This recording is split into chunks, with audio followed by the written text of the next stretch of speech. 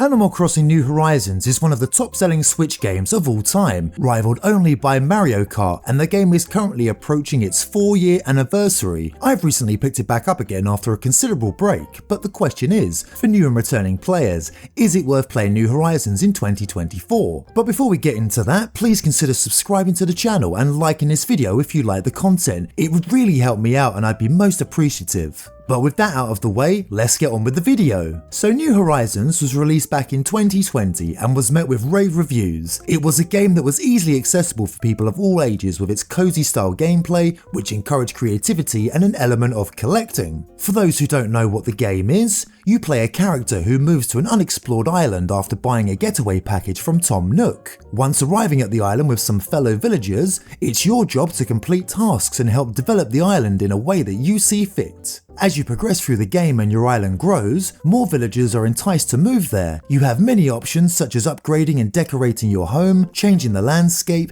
and even picking which villagers move to your island with the use of amiibo cards, or you can just accept whoever is visiting your island at the time. There are literally hundreds of things that you can collect in New Horizons, ranging from furniture, clothes, music, bugs and fish, fossils, and even famous works of art that you can add to your museum once collected, and are all displayed for you to admire.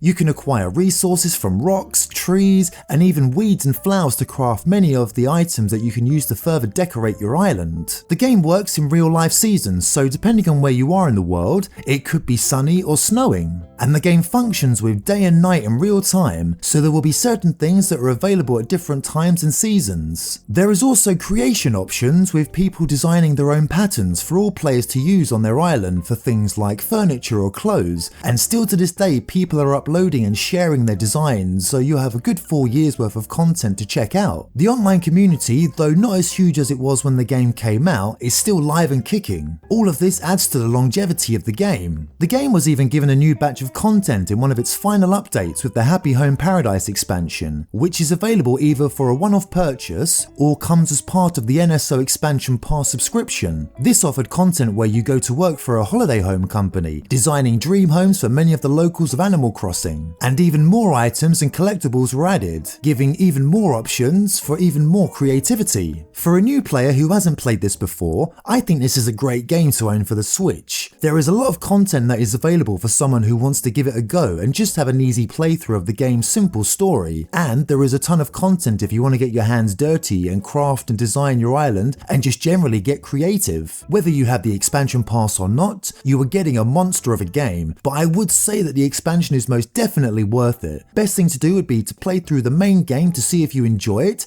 and then consider the extra content after that. For returning players, it is a bit of a mixed bag. On one hand, you could be one of those players who put hundreds if not thousands of hours into this game and don't want anything to do with it ever again, and I get that. You could be someone who may not have collected or finished everything and took some time off like myself and are just looking to dip your toes in again and have fun completing your island. Or you could be someone who has the itch to maybe start a new island for a whole new experience, knowing how the game works this time round. As the Switch is most certainly now in its twilight years, being 7 years old, and with talk of the next Nintendo console looming on the horizon, I always see this as a period of time being a good one to go back and play through some old favourites again, and I think New Horizons is a good one to add as part of that list. Whether you've played it before or not, you can start a new adventure and make some new friends, or come back and say hello to some old ones too. So I say you should definitely give this a try in 2024. I loved this game when it came out, and after a bit of time away from it, I feel the same way, maybe more so.